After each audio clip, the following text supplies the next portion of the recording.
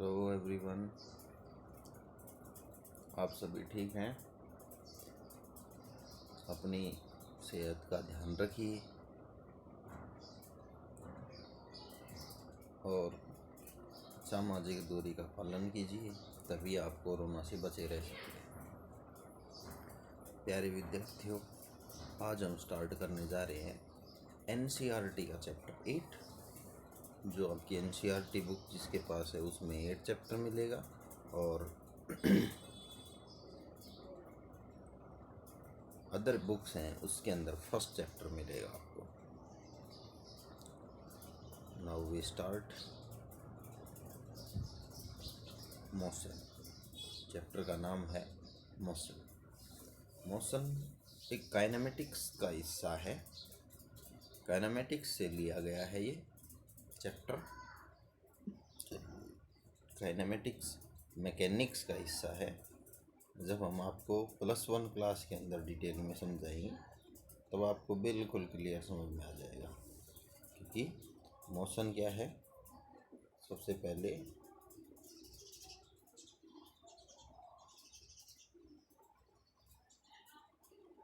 Mechanics, physics में एक part होता है मैकेनिक्स, ठीक है। इसका पार्ट है, इसके 3 पार्ट होते हैं, ठीक है। उसका जिसका फर्स्ट पार्ट होता है स्टैटिक्स,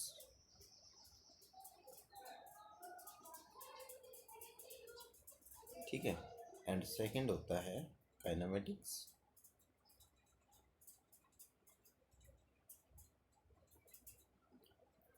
और थर्ड होता है डायनामिक्स।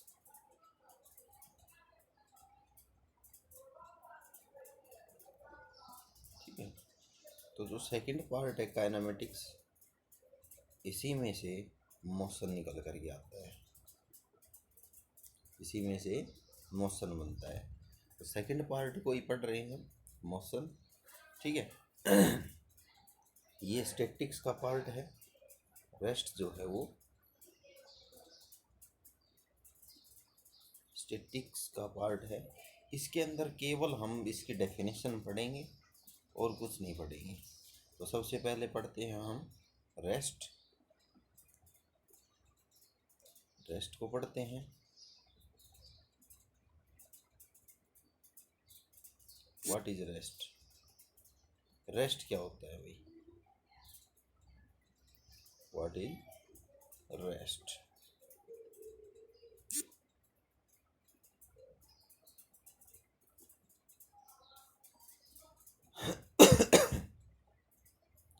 जब ऑब्जेक्ट की पोजीशन है, when position of an object do not change with time with respect to surrounding, then object is said to be rest.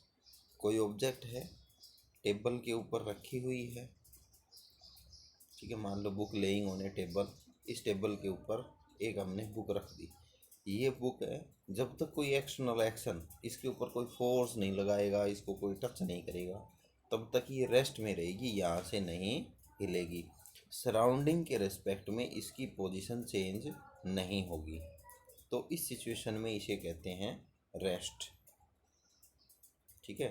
Example लिखा है, a object laying on a table at rest whenever no force या action act on it. उसके ऊपर कोई force या action काम नहीं करेगा तब तक ये रेस्ट में ही रहेगी, ठीक है। सेकंड है मोशन। मोशन किसे कहते हैं? ये रेस्ट से बिल्कुल उल्टा है भाई मोशन, ठीक है। इसमें क्या होगा, सीधी सी बात है, पोजीशन चेंज होगी।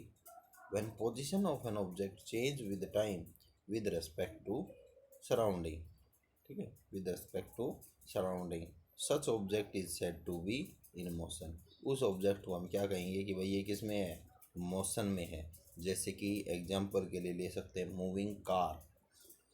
कार ट्रेवल करती है रोड के ऊपर, तो वो टाइम के साथ उसकी पोजीशन चेंज हो जाती है सराउंडिंग के रिस्पेक्ट में। जैसे पेड़ पीछे की तरफ जाते हैं, या आप देखेंगे कि पेड़ पीछे जा रहे हैं, गाड़ी आगे जा रही है, इट मीन्स दैट पेड़ जो है वो अर्थ के ऊपर रेस्ट में है, और आपकी जो कार है वो मूव कर रही है रोड के ऊपर, तो मूवमेंट कार का हो रहा है, पेड़ रेस्ट में है, तो इट मीन्स दैट कार की पोजीशन चेंज हो रही है विद रिस्पेक्ट टू प्लांट्स, जो भी प्लांट वगैरह हैं उनके रिस्पेक्ट में पोजीशन कार की चेंज हो रही है।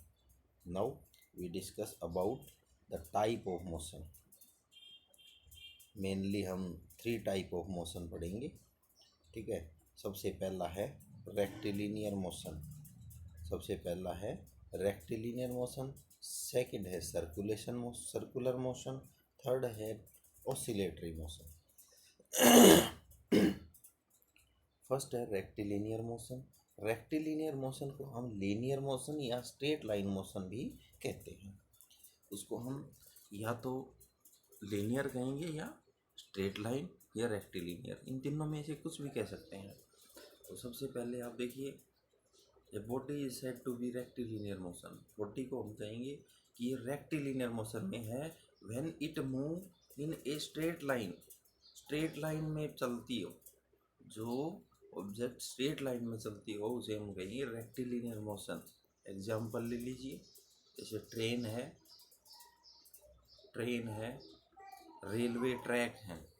Railway track, train moving in a straight line direction, ठीक है, हमेशा ही स्ट्रेट लाइन में चलते हैं। तो जो आप मोशन ऑफ ट्रेन है उसको क्या कह सकते हो? मोशन ऑफ ट्रेन को कह सकते हो कि ये रेक्टिलिनियर मोशन है। सेकंड है oscillatory motion, second is circular motion. Circular motion सीधी सी बात है भाई, a body is said to be in circular motion when it move in circular path. इस तरह के सर्कुलर पाथ के अंदर जब ऑब्जेक्ट ट्रैवल करेगी तो उसे हम सर्कुलर मोशन कहेंगे, ठीक है। इस तरह से सर्कुलर पाथ में ट्रैवल करेगी। सर्कुलर पाथ में ट्रैवल करते हैं, जैसे सुबह बच्चे रेस ट्रैक के अंदर रेस लगाते हैं, such motion is known as circular motion. जो घोड़े अपना अस्तबल के अंदर चक्कर लगाता है, उसमें जैसे बाउंड्री बांध देते हैं लकड़ी से और वो सर्कुलर ही चक्कर लगाता है, वो भी सर्कुलर मोशन होता है। Earth moving around sun, it is also a circular motion. Moon revolve around the earth is also a circular motion. Now third पे आ जाइए, ऑसिलेटरी मोशन, जिसके अंदर a body is said to be oscillatory motion when it move to and fro. जब object के अंदर to and fro motion होता है। टू एंड फ्रो का मतलब होता है आगे पीछे ऊपर नीचे, इस तरह का मोशन होता है। जैसे कि सिंपल पेंडुलम होता है ना, देखा होगा आपने सिंपल पेंडुलम। एग्जाम्पल हम ले लेते हैं सिंपल पेंडुलम। जैसे ये पेंडुलम ले लिया हमने, ठीक है। ये बॉल है, ये बॉल कभी इधर जाती है कभी इधर जाती है। अब ये काम रिपीटेडली होता है, ठीक है। To and fro repeatedly about mean position के अबाउट ये रिपीटेडली होता है, इसको बोलते हैं सिंपल पेंडुलम, ठीक है। और इस प्रकार के मोशन को हम कहते हैं ऑसिलेटरी मोशन की और एग्जाम्पल देख सकते हैं आप। आपने साइकिल चलाई है तो साइकिल के ऊपर हम आगे एक त्रिशूल लगा देते हैं, ठीक है, आगे वाले व्हील के ऊपर, तो वो लेफ्ट राइट करता है। तो इस तरह का मोशन जो होता है उसको ऑसिलेटरी मोशन कहते हैं। जैसे झूला झूलते हैं, सावन का झूला झूलते हैं, उसके अंदर भी झूला जो होता है वो ऑसिलेटरी मोशन कहलाता है, ठीक है।